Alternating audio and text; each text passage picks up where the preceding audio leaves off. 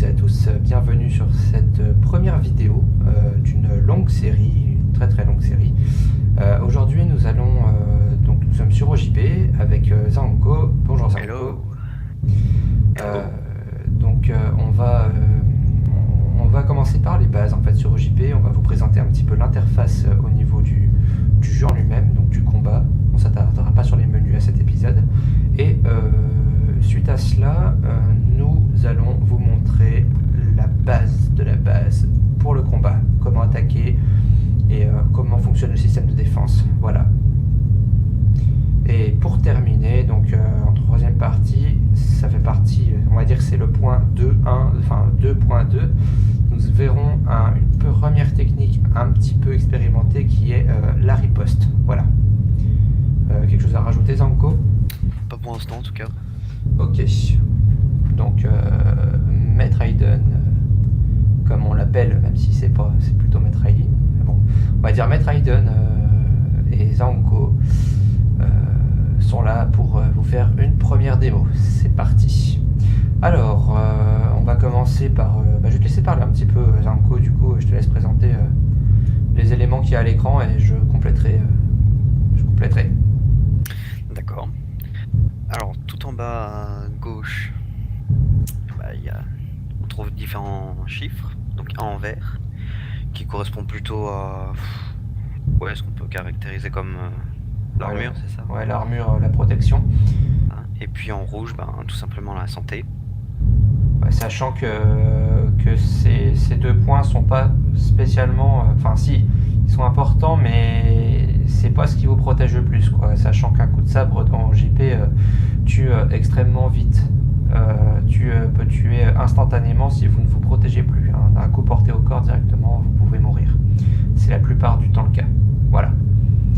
C'est ça, donc c'est justement ce qu'il y a en bas à droite qui permet plus notre survie. Donc la première barre, celle en verte, on appelle la barre de dodge, ou défense pour les anglophobes.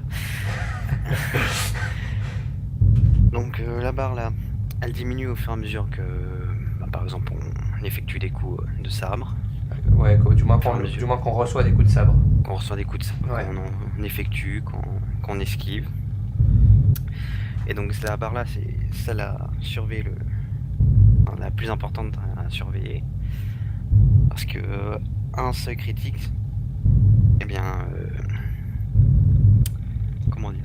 Un seuil critique, le prochain coup vous sera très probablement fatal. Il s'attaquera cette fois-ci directement à vos points d'armure et points de vie. D'où l'importance de garder cette barre le plus haut possible. Alors juste pour revenir sur un point, vous ne perdez pas de points de dodge lorsque vous attaquez. C'est simplement, c'est écrit, c'est la barre de défense, donc c'est simplement, vous perdez des points à chaque fois que vous recevez un coup. Voilà. On va vous montrer par exemple, Zanko va m'attaquer. Et il va essayer d'enchaîner, vous allez regarder ma barre de dodge. Zanko, à toi de jouer. Oui. Voilà. Donc vous voyez que la barre diminue au fur et à mesure qu'il tape. Si jamais il tape jusqu'à épuisement, vas-y, je t'en prie, fais-toi plaisir.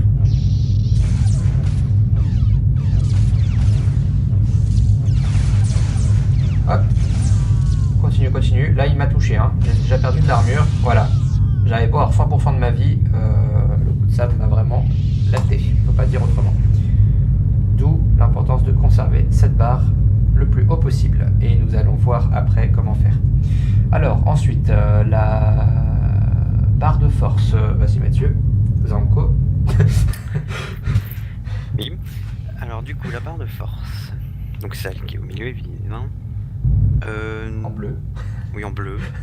C'est indiqué, ça va, c'est facile. C'est bon, c'est gris? Ouais, enfin bon. Après, histoire de couleur, quoi. Ouais, pour moi elle est bleue, moi. Enfin bon, bref. Donc, à chaque attaque ou à chaque mouvement d'attaque, donc la barre de force diminue, ou tout simplement quand on exécute des pouvoirs. Voilà.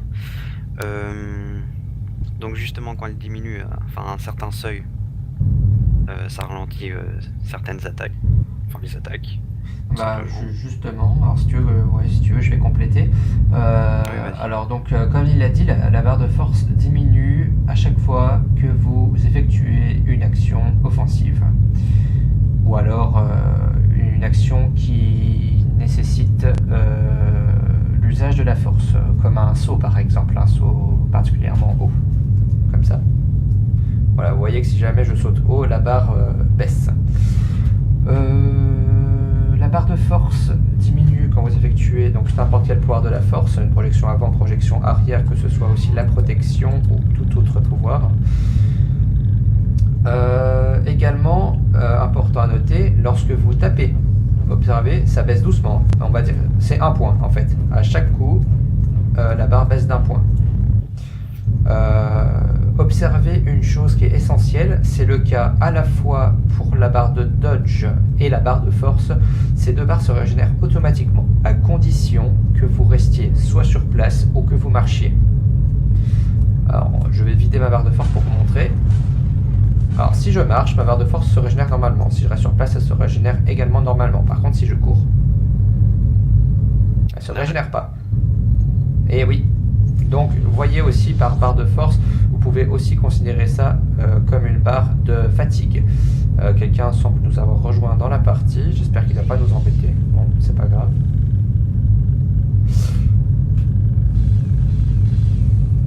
Bien. Donc pour ce système de remise à niveau de la barre de force qui se régénère toute seule, ça fonctionne exactement pareil pour le dodge, exactement pareil. Petit point important par rapport à la force. Petit point essentiel, si jamais vous méditez, elle se régénère beaucoup plus rapidement. Voilà.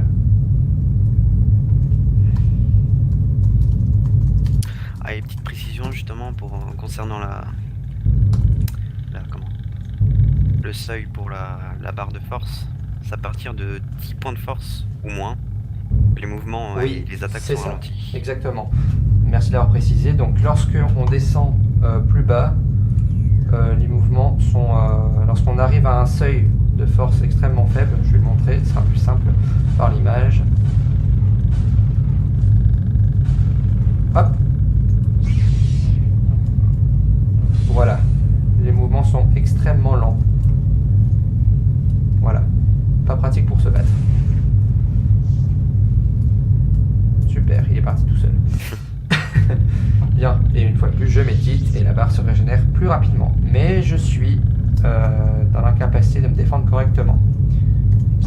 Point à noter sur la barre de dodge, bon, on le verra après ça plutôt. Ensuite, non, on va le faire maintenant en fait. Le dodge, vous pouvez, il est aussi pris en compte lorsque vous n'avez pas votre sabre. Mais, alors tu ranges ton sabre Zanko. Oui. Faire un petit exemple. Non, en fait, non. Vas-y, sur le. Enfin, l'inverse. Le personnage va esquiver. Si jamais on vous tape et que vous n'avez pas votre sabre. Vas-y, tape-moi. Voilà, simplement, vous l'aurez remarqué, le dodge baisse plus rapidement. Essayez de m'enchaîner. Voilà. Il baisse extrêmement rapidement. Voilà. Donc, prudence à cela. Bon. Ensuite, je te laisse... donc non, je vais expliquer pour la balance. La balance qu'on appelle aussi le Mishan, c'est votre équilibre. Votre équilibre et votre dose de malchance, on va dire. C'est la seule barre parmi les trois qu'il faudra maintenir le plus bas possible. Il faut la maintenir le plus bas possible. Pourquoi? Parce que plus elle est haute, plus vous serez en déséquilibre, ou plus vous risquez de vous faire désarmer, de tomber à terre, et d'être sensible face à des coups de pied de l'adversaire, ou alors à des projections de la force. Petit exemple, Zanko? Oui. Allons-y alors. Alors, Zanko va m'attaquer. Il va m'enchaîner. Non, qu'est-ce que je vais faire? Non, c'est toi qui dois Ouais, je vais l'attaquer et il va effectuer des parades. Alors on en reparlera après pour les parades. Mais quoi qu'il arrive, ma barre va monter, regardez ça.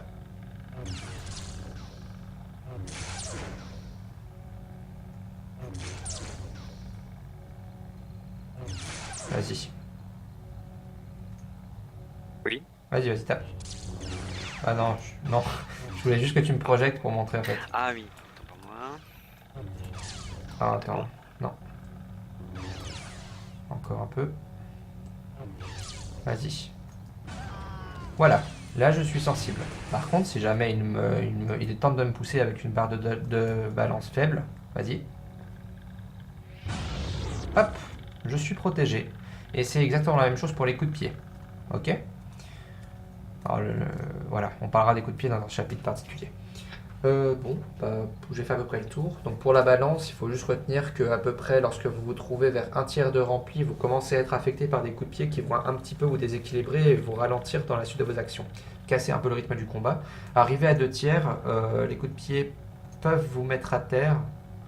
Et surtout, vous pouvez être mis à terre par une projection avant.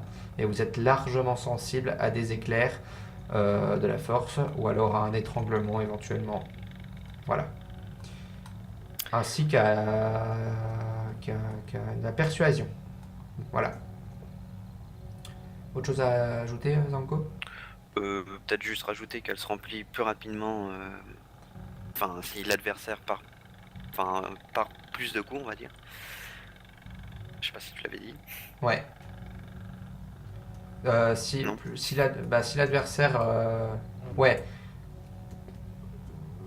Tu veux dire plus rapidement non, en fait, c'est à peu près la même dose qui vient à chaque fois. Ça, en fait, elle va se remplir plus rapidement si vous vous faites parer un coup en courant, une power attack. Alors, on va pas en parler aujourd'hui, on parlera sur une prochaine vidéo parce que c'est intéressant de parler power attack plus longuement, prendre le temps. Alors, maintenant, on va passer à deuxième section, simplement les attaques de base, enfin les attaques, basiquement, comment on attaque et comment on se défend. Voilà, comment on effectue les parades manuelles. Parce que vous l'aurez compris, Zanko en garde. Vous l'aurez compris, lorsque vous attaquez votre adversaire, les blocages se font automatiquement. Or, il faut apprendre à parer manuellement. C'est la base du combat d'OJP. C'est vraiment la base qui fait la différence. Il faut savoir qu'un coup paré ne vous inflige que 1/3 des dommages de dodge normalement qui vous seraient normalement infligés sur un simple blocage. Sachant que vous récupérez vos points de dodge automatiquement en marchant, on peut dire que au rendement, vous ne perdez pas de dodge. On peut dire ça. Voilà. Donc, la parade, comment ça fonctionne? Alors, on va commencer par attaquer, hein, Zamco. Donc, pour attaquer, c'est très simple. Vous avez l'attaque de haut en bas. Donc, vous restez sur place ou alors vous reculez en même temps. Alors, une petite chose très simple. Pour attaquer, il faut maintenir le bouton d'attaque. Il ne faut pas faire un simple petit clic dessus. Ensuite, on a l'attaque. Donc, si on avance, ça fait... Ah bah, ça fait pareil. Ça dépend de la forme que vous utilisez. Hein, avec ça dépend en fait. Non, bah dans le cas là en fait c'est bon. Ok. Vous avez l'attaque en vous déplaçant vers la droite, puis vers la gauche. Vous avez en diagonale, l'autre diagonale, diagonale en arrière, diagonale de l'autre côté. Voilà. Vous avez l'ensemble des coups possibles. Ah non, pas encore. Il y a aussi, en avançant, se mettant accroupi, vous effectuez une fente. Quoi d'autre? En courant, une roulade. Donc en attaquant aussi, évidemment. Et évidemment, il y a les coups en sautant. Voilà.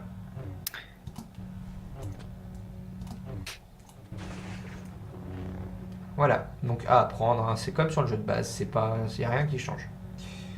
En combat, on apprend à marcher au moins les 2/3 du temps, on va dire. Et parce que ça permet la régénération des points de dodge, de force, et ça permet de ne pas se faire ça permet de ne pas se faire sabrer en moins de 2. Parce que si vous courez, si vous courez et que vous effectuez une attaque en courant et que l'adversaire vous attaque au même moment, vous êtes sans défense, comme si vous n'aviez pas de dodge. Donc vous pouvez mourir très rapidement. Voilà, on y reviendra. Alors, on va simplement se concentrer sur les attaques aujourd'hui. Donc comment attaquer, donc on vient de vous le montrer. Maintenant, comment vous défendre en effectuant des parades manuelles. Alors, je vais effectuer une parade manuelle sur une attaque frontale, donc de haut en bas, de la part de Zanko. Ouais, quand tu veux, d'accord. Alors vous avez vu, il y a une animation sur son personnage. Vous voyez qu'il part dans un petit stunt, là, il est comment dire, j'ai pas le mot. J'ai un petit mouvement de recul de mon sabre, par exemple. Oui, mais il est étourdi, voilà. Oui, voilà. Il est étourdi pendant un petit instant, regardez bien. Hop, et là il ne peut pas enchaîner de combo, impossible. Encore. Voilà. Alors, vous aurez compris au moins pour cette parade-là, un coup qui vient de haut en bas, il faut reculer. Un coup qui va de bas en haut, il faut avancer. Alors on va essayer de vous le montrer, mais c'est pas évident à faire, le coup s'exécute très vite. Alors Mathieu, Zanko avance directement tout de suite, commence déjà à avancer. Vers moi. Voilà. Vous voyez que... En plus, elle a extrêmement bien marché. Pour parer... Pardon. Pour parer un coup horizontal, il faut... Ah, il y a un petit brouillage. Il faut aller à l'encontre du sabre.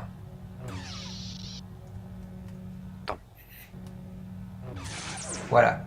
Donc il faut se déplacer dans le sens opposé à l'adversaire en réalité. Donc pareil du côté droit. Voilà. Ah, tu n'aimes pas le côté droit, Zanko? Non. Voilà, c'est bon, tu as réussi. Donc toujours, lorsque vous observez ce mouvement de recul, cet étourdissement de l'adversaire pendant non pas quelques secondes, pendant quelques dixièmes de seconde, c'est que vous avez effectué votre parade et donc, par conséquent, que sa barre de Michan de balance a augmenté. Ok. Donc pour effectuer ensuite une parade qui vient de bas en haut, comme la fente en fait, il faut également avancer. Voilà, ok. Pour les coups en diagonale qui combinent à la fois horizontale et verticale, et ben c'est simple, hein, vous assemblez à la fois reculer et la direction latérale correspondante. Voilà, par exemple. Donc on a fait le tour hein, pour parade et les attaques. Le secret on expliquera les techniques de combat plus tard, plus performantes. Donc là on a vraiment les bases. Alors maintenant, technique de défense efficace, on va dire.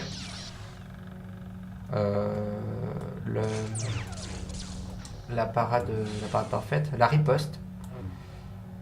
Donc voilà, on présente la riposte, on va la présenter maintenant. Oui. Alors la riposte, c'est comme une parade, à l'exception près que vous devez effectuer une attaque au même moment. Alors, une attaque sans maintenir le bouton appuyé. Il faut simplement faire un tout petit coup. Normalement, c'est ce qui vous permet de faire une feinte. Voilà, comme ça c'est dit. Hein, la feinte, ça vous permet de tromper votre adversaire, de lui faire croire que vous allez taper un endroit pour ensuite taper de l'autre côté. Voilà, à utiliser. Donc un simple clic sur le bouton d'attaque. C'est dit, c'est fini, on ne reviendra pas dessus. Je pense que c'est assez clair, hein, la feinte. Je pense que c'est assez clair sur son utilisation. Alors, l'autre coup, la feinte, là où elle va vous servir, ce petit clic, c'est au moment où l'adversaire va vous attaquer. Observez bien ce qui se passe comme animation sur mon personnage lorsque je me fais attaquer. Zanko, à toi de jouer. Vous voyez que mon personnage va avoir une animation de pré-bloc. Il déplace son sabre dans la position qui va lui permettre de bloquer le coup. À ce moment-là, c'est l'indicateur qui va vous permettre de vous dire je dois appuyer sur mon clic gauche, enfin votre bouton d'attaque, pour effectuer ma riposte. Alors on va essayer de la faire, il faut avoir un peu de chance et surtout un bon réflexe. Voilà, pas évident à réussir, j'espère qu'on va en réussir au moins une. Si vous la réussissez, l'avantage c'est que votre adversaire partira dans un étourdissement qui est beaucoup plus long et sa balance va augmenter de manière plus conséquente. À savoir que l'étourdissement, si on ne l'a pas déjà dit, est d'autant plus long que la balance est élevée. Voilà. Alors Zanko, vas-y. Bon bah je vais faire de haut en bas.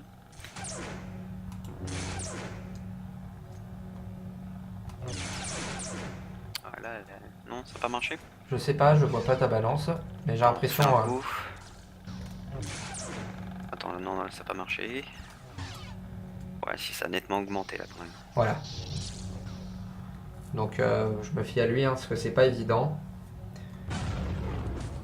Voilà, mais ça, c'est pas évident à faire, mais sachez que ça marche, c'est hyper important, et si vous pouvez le maîtriser, c'est génial. Voilà, vous gardez un contrôle, un sacré avantage sur l'adversaire. Et l'avantage, c'est que vous pouvez enchaîner très rapidement avec une attaque. Zanko. Voilà, je l'ai loupé, mais on peut enchaîner bien plus vite avec l'attaque, d'où son nom, riposte. Ok. Du coup, je pense qu'on va rester là. Les explications sur Swing to Swing, tout ça, on en parlera sur d'autres vidéos. On vous apprendra de manière plus expérimentée comment venir à bout de votre adversaire, différentes techniques, l'utilisation des pouvoirs. On vous expliquera aussi comment dépenser les points de compétences, où et pourquoi. Voilà, comment venir à bout de votre adversaire rapidement avec le sabre, comment infliger des points de dodge plus facilement, comment les économiser. Voilà. On en reviendra sur d'autres épisodes. Voilà, beaucoup. Donc on vous dit à bientôt, on dit merci pour avoir vu cette vidéo, et puis à bientôt sur un prochain épisode. Salut, salut! Salut!